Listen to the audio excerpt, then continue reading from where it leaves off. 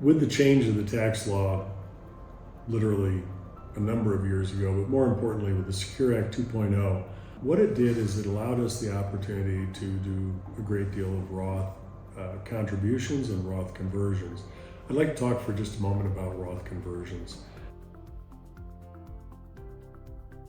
Traditional thinking had been save now, put it in a tax-deferred vehicle, an IRA or a traditional qualified 401k or similar vehicle, a SEP, for example, a qualified SEP, and take that off of your current earnings.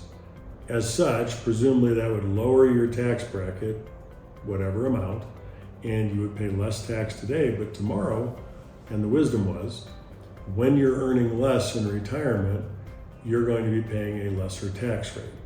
And so therefore, this is the most efficient way in order to A, reduce my current taxes, and B, be in a position where tomorrow's money or tomorrow's tax bill presumably would be less than what it would be today. The Roth IRA changed much of that for many, many people. And it may not be right for everybody, but for many people, this is what's going on. We're doing conversions from a traditional IRA or a traditional 401k, and we're doing a conversion where we're paying the tax inside of the vehicle itself.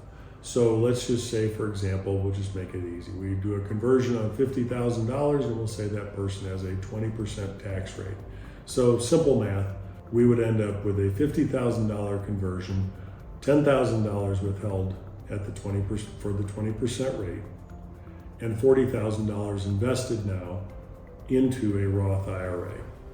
Now, the question becomes, okay, so how do I get that money back? Because I had 50, now I have 40, but I paid 10, okay?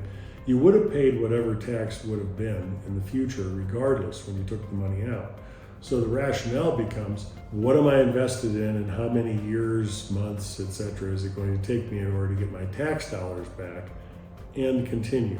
So that's certainly an equation. It depends on what we're invested in and frankly what the market does, okay, over time. Number two, the question is, so what difference does it make? Let's just say we break even by the time I retire, and now I'm 65 years old. So in 2025, whatever you've converted becomes the net asset value increases, if any, the interest credits, if any, the dividend credits, if any, and any other capital gains push-throughs, if any, all become tax-free to you in the year 2030. So if you're hitting retirement, the contributions you made in 2025 and or the conversion you did in 2025, those deposits, not only is the principal tax-free to you when you go to take that money out, but also the gains, if any, are tax-free to you. And let's just say, unfortunately, you decide to retire and you get hit by a bus. Of course, they're always tax-free to your relative or to your spouse. But let's say you both got hit by that bus. So you and your spouse both die. You don't want to see it happen. But it goes to your beneficiaries in a Roth format. And they have 10 years in order to remove that money tax-free. And that's a tremendous benefit. And it's obviously the more you make, the higher your tax bracket, the more benefit it is to you. But even if people with a 10% tax bracket, it makes a great deal of sense typically, insofar as we can maximize the tax bracket from your current earnings, etc. Obviously, all this requires a lot of calculations, which we do with people, but just understand that tax-free money, 100 cents on the dollar goes into your pocket. Taxable money, qualified money, it's 100 cents is now taxable, and you get whatever the net effect is. So if you pay 20% tax bracket, you're going to end up paying that 20 cents and getting 80 cents on the dollar. All that sounds very simple. Where it gets complicated is where you say, okay, I'm going to be redundant here. How many months or years is it going to take me to get the money back to get to that same $50,000 that we talked about? Number two, are we in a position where we can see this growing? Okay, are we invested for growth?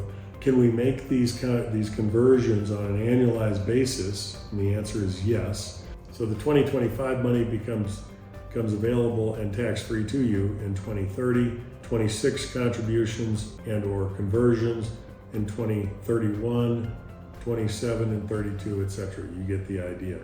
The sooner you get started, the better off you can be. The question is ultimately, what is your specific scenario you're looking at, and how can this Roth conversion strategy fit into your specific reaching or potentially reaching your financial goals? And that's where it really becomes a very personal conversation, which we can help you with. Certainly tax advice, we will defer to a CPA, an EA, enrolled agent, or a tax attorney. We can give you an idea, but we're gonna stay in our lane. That's the beauty of the Roth conversion in a nutshell, is it allows you the opportunity to potentially have more money tax-free in the future. And that's a tremendous benefit. If you'd like to learn more specifics about Roth conversions, contributions to Roth IRAs, or other specific investment advice, please subscribe to my channel, or for a very personalized approach, please contact me.